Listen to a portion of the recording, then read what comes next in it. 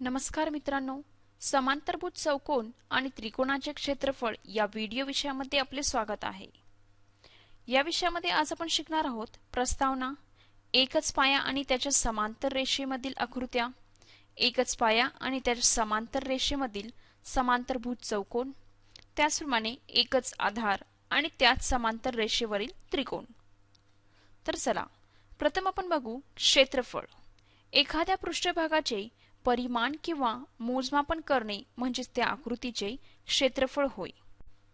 एकरूप आकडेवारी। दोन आकृत्या एकरूप असतात जेव्हा त्याचे आकार आणि मोजमाप समान असतात। त्याचप्रमाणे एकच पाया आणि त्याच समांतर रेषेमधील आकृत्या।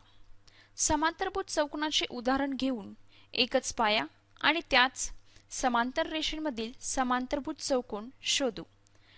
खालील दिलेल्या आकृतीमध्ये ABCD आणि ABEF यांचा AB हा एक समान पाया आहे। त्याचप्रमाणे खालील दिलेल्या आकृतीमध्ये त्रिकोण PQR आणि त्रिकोण PQS यांचा PQ हा समान पाया आहे। त्याचप्रमाणे समांतरभुज चौकोनाचे उदाहरण घेऊन एकच पाया आणि त्याच समांतर रेषेमधील समांतरभुज चौकोन शोधू।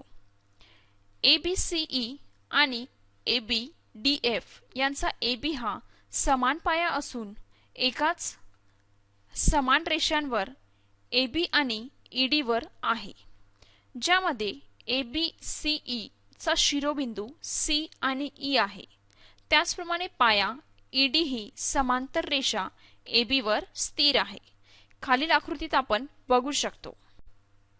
आता आपण बघू एकच पाया आणि त्याच समांतर रेषांमधील समांतरभुज चौकोन। एकाच पाया आणि त्याच्या समान रेषेवरील समांतरभुज चौकोनाचे क्षेत्रफळ हे सुद्धा समान असते। एकाच समांतरभुज चौकोनाचे क्षेत्रफळ दोन त्रिकोणामध्ये विभाजन करतात।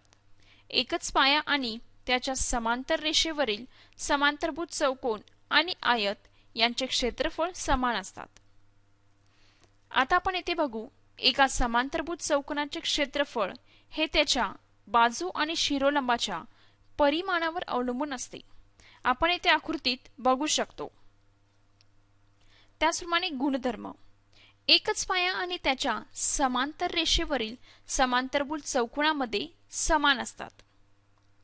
खालील आकृतीमध्ये समांतरभुज चौकोन ABCD आणि CDEF मध्ये पाया DC असून समान रेषा AF आणि DC मध्ये स्थिर आहे।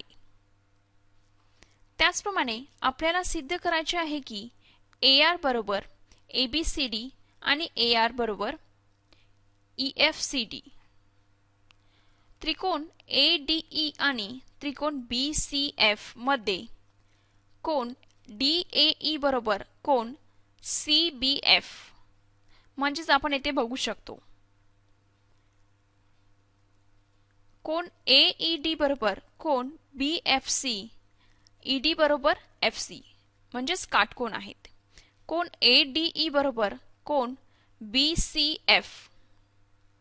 त्याचप्रमाणे AD बरोबर BC समांतरभुज चौकोनाच्या बाजू आणि त्रिकोण ADE बरोबर त्रिकोण BCF कोबाको कसोटीनुसार। त्याचप्रमाणे येथे आपण बघू शकतो AR ADE बरोबर AR BCF एकरूप आकृतीचे क्षेत्रफळ हे समान असतात। त्याचप्रमाणे आपण येथे बघू AR बरोबर ABCD बरोबर AR कंसात ADE अधिक AR EDCB। त्याचप्रमाणे AR BCF अधिक AR EDCB। आपण येथे बघू शकतो AR बरोबर EFCD। त्यामुळे समांतरभुज चौकोन ABCD आणि EFCD चे क्षेत्रफळ समान आहे। आता आपण बघू एकच आधार आणि त्याच समांतर रेषेवरील त्रिकोण। येथे आपण काटकोन त्रिकोण घेऊया। येथे आपण आकृतीत बघू शकतो। आता आपण बघू एकच आधार आणि त्याच समांतर रेषेवरील त्रिकोण। एका त्रिकोणाला उलट ठेवून ते दोन्ही त्रिकोणाला एकमेकांच्या बाजूस ठेवा। हे चौकोनासारखे दिसत असून दोन काटकोन त्रिकोणापासून बनलेले आहे। हे आकृतीमध्ये ABC हा एक त्रिकोण आणि DEF हा दुसरा त्रिकोण आहे। त्याचप्रमाणे जर समद्विभुज त्रिकोण वापरला गेला तर काय होईल? खालील आकृतीत समद्विभुज त्रिकोण दिलेले आहे, आपण येथे बघू शकतो। त्याचप्रमाणे एका त्रिकोणाला उलट ठेवून ते दोन्ही त्रिकोणाला एकमेकांच्या बाजूला ठेवा। जेव्हा समद्विभुज त्रिकोण एकमेकांना संलग्न ठेवले असता आपल्याला चौकोन मिळेल। या आकृतीमध्ये ABC हा एक त्रिकोण आहे आणि DEF दुसरा त्रिकोण आहे। आता आपण त्रिकोणाचे क्षेत्रफळ पाहूया। आता आपण बघू एकच आधार आणि त्यात समांतर रेषेवरील त्रिकोण। आयताचे क्षेत्रफळ किंवा चौकोनाचे क्षेत्रफळ A बरोबर पाया गुणिले उंची। त्रिकोणाचे क्षेत्रफळ A बरोबर 1/2 गुणिले पाया गुणिले उंची। आपण येथे आकृतीत बघू शकतो। त्याचप्रमाणे एकच पाया आणि त्यात समांतर रेषामध्ये दोन त्रिकोणाचे क्षेत्रफळ हे समान आहेत। समजा ABCD हे एक समांतरभुज चौकोन आहे ज्याचा CB हा कर्ण आहे। येथे त्रिकोण ABC बरोबर त्रिकोण BCD। येथे आपण बघू शकतो AR बरोबर ABC बरोबर AR BCD।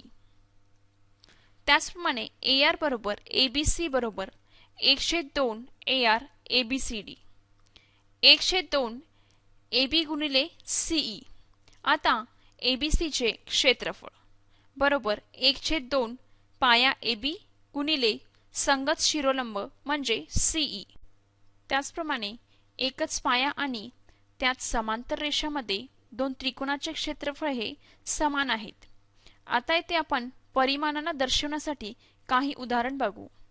त्रिकोणाचे एक मध्यक ही त्याच्या क्षेत्रफळाला दोन समान त्रिकोणामध्ये विभाजन करते। येथे ABC हा एक त्रिकोण आहे आणि CD त्याची मध्यका आहे, म्हणजेच AR ACD बरोबर AR BCD। त्याचप्रमाणे AR ACD बरोबर 1/2 गुणिले पाया गुणिले उंची 1/2 गुणिले AD गुणिले CE 1/2 गुणिले पाया गुणिले उंची हे त्रिकोण BCD चे क्षेत्रफळ। त्याचप्रमाणे 1/2 गुणिले BD गुणिले CE म्हणजेच AD बरोबर BD। आता उत्तर निघाले AR बरोबर AR BCD। ही सामग्री शालेय शिक्षण प्रकल्प आकाश अंतर्गत विकसित केले गेले आहे। हा प्रकल्प अर्थसहाय्य आहे NME ICT आणि MHRD भारत सरकार। आमच्याशी संपर्क करण्यासाठी दिलेल्या ईमेल ID वर आम्हाला मेल करा। धन्यवाद।